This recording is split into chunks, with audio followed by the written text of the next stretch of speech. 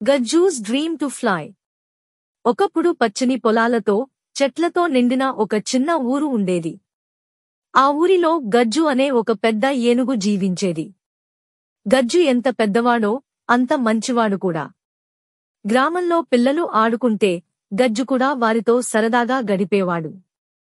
పొలాల్లో రైతులు పనిచేస్తే నీళ్లు మోసుకెళ్లి సహాయం చేసేవాడు. అందరూ గజ్జుని చాలా ఇష్టపడేవారు.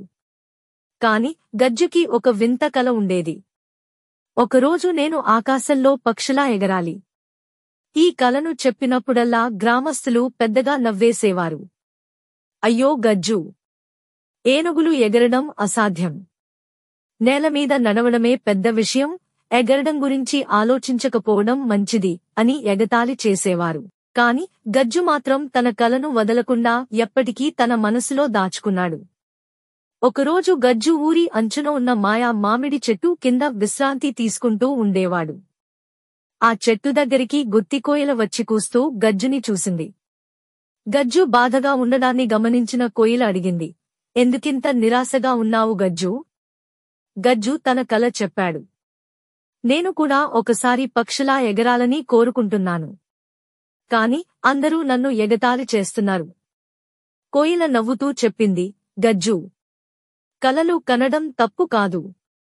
నువ్వు నిజంగా నమ్మితే నీ కల తప్పక నిజమవుతుంది అని చెప్పి ఒక బంగారు మామిడి పండు ఇచ్చింది.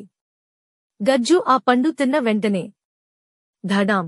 అతని వెనుక నుంచి 2 ఇంద్రధనుస్సు రెక్కలు బయటకొచ్చాయి.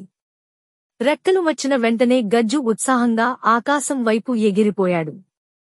మొదట్లో కొంచెం తడబడి కిందికి దూకుతున్నాడు. కాని ఆ తర్వాత గాలి పట్టుకుని పైకి ఎగిరిపోయాడు. ఆకాశంలో ఎగురుతూ ఉండగా కింద ఉన్న ప్రజలు నోరెళ్లబెట్టారు.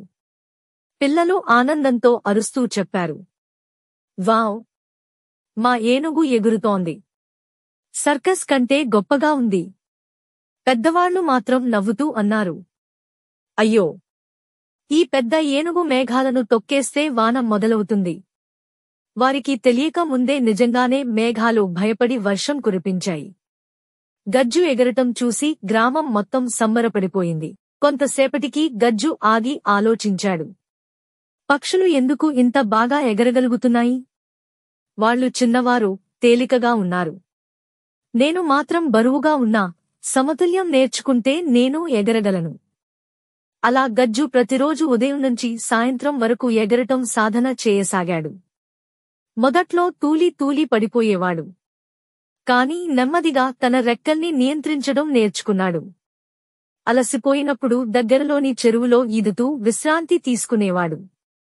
ఆ సమయంలో గజ్జుకి మరో నిజం తెలిసింది. ఏనుగులు ఎగరలేకపోయినా ఈతలో మాత్రం అద్భుతంగా ఉంటాయి. నీతి. ఆ ఊరి ప్రజలు గజ్జుని చూసి ఒక గొప్ప పాఠం నేర్చుకున్నారు.